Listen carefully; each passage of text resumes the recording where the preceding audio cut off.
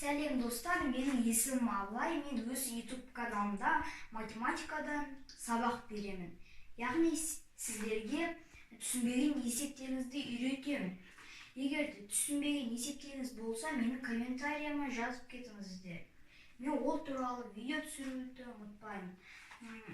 Мен өткен сабақта сіздерге баған түрінде қосуды үйреттім. Бірақ ол кезде екі таңбалы сандарды үйреткен. Ал енді бүгін үш таңбалы сандарды үйретейін деп отырмын. Енді бірінші есебімізге келетін болсақ, 157 қосу 649. Қандай қиын екен? Міне, оны баған түрінде шығарайық. 157 қосу, міне, жүздіктің астына жүздікті, ондықтың астына ондықты, бірліктің астына бірлікті жазуды ұмытпаңыздар. 649. Міне, астын сызып қояйық. Енді 7-ге 9-ды қоссақ 16. 6-сын жазамыз, бірін ойға сақтап қоямыз. Міне, 5-ке 4-ті қоссақ 9. Бір ойдағымен 10 болады. Оның 0-ін жазамыз, бірін ойға сақтаймыз.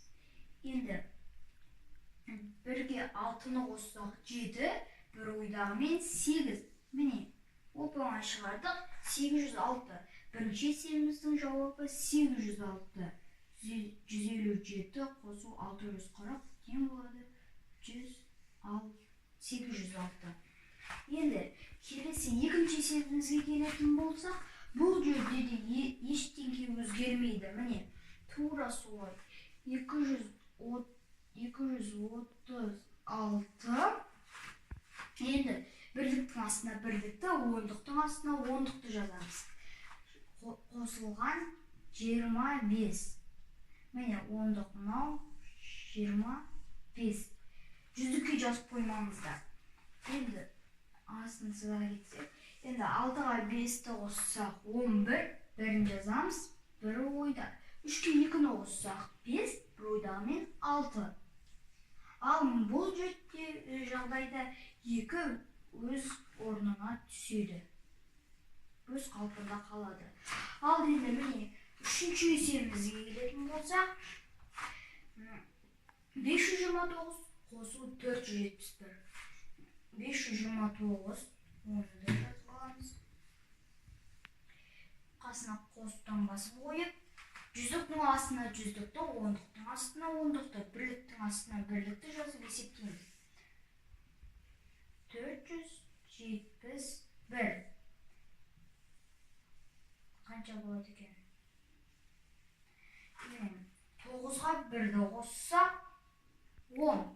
0-ін жазамыз, бірі ойда. 2-ге 7-ні қоссақ 9. Бір ойдағымен 10. Тағы да бір ойдағыны сақтаймыз. Енді 5-ке 4-ті қоссақ 9, 10 болады. Енді 10 бір ойдағыны сақтамай, астына жазамыз. Міне, біздің үшінші есебіміздің жауабы 1000 болды. Көрдіңіздер ме? Баған түрінде шығару өте оңай. Ал енді достар, сіздер баған түрінде қосуды түсінген болсаңыздар, онда үйлеріңізде бір-екі мысал алып, оны шығарып, ата-аналарыңызға тексертсеңіздер болады. Келесі видеомда мен сіздерге баған түрінде азайтуды үйретемін. Сол үшін, ол видеодан қалып қалмау үшін, менімен бірге жүріңіздер. Ал енді достар, келесі видеомда кездескенше сау болыңыздар.